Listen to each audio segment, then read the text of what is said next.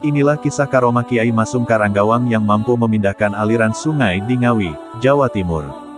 Kiai Masum Mahfudi atau lebih akrab dipanggil Kiai Masum adalah pendiri Pondok Pesantren Fathul Huda Karanggawang Demak.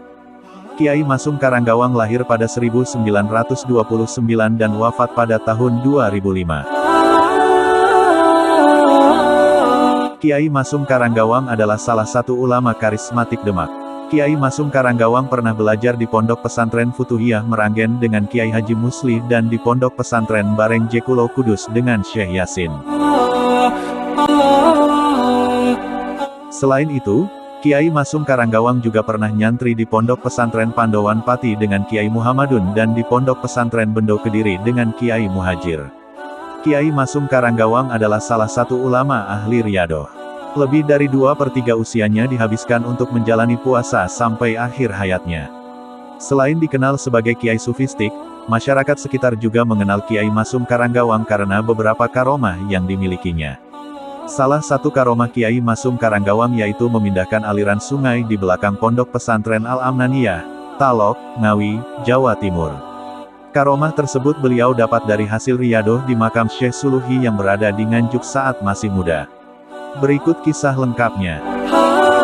Sekitar tahun 1992, Kiai Haji Taufik Nur Aziz pengasuh Pondok Pesantren Al-Amnaniyah II membangun Ngawi sowan ke kediaman Kiai Masum Karanggawang. Maksud atau tujuan kedatangannya ke kediaman gurunya adalah untuk mendapat solusi demi keberlangsungan Pondok Pesantren Al-Amnaniyah I yang saat itu diasuh oleh adiknya, yaitu Kiai Haji Wasyik Amnani.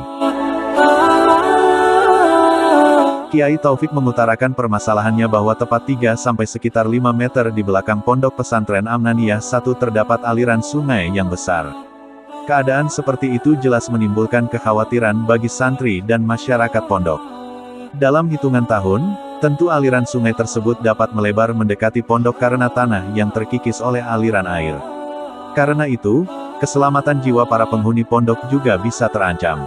Mendengar keluh kesah santrinya tersebut, Kiai Masum Karanggawang kemudian memberikan rajah atau tulisan khusus dan menyuruh Kiai Taufik untuk menguburkan di belakang pondok.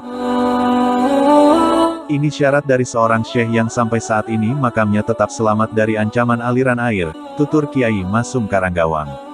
Sekembalinya ke Talok Ngawi, Kiai Taufik segera melaksanakan apa yang diperintahkan gurunya. Dia menguburkan rajah tersebut di belakang pondok sebelah kiri. Anehnya setelah beberapa hari, penghuni pondok merasa heran seakan tidak percaya mengenai apa yang mereka lihat. Sungai yang awalnya berjarak sangat dekat dengan pondok, ternyata bisa bergeser beberapa meter menjauh dari pondok pesantren. Akhirnya, Kiai Taufik sowan kembali ke kediaman Kiai Masum Karanggawang.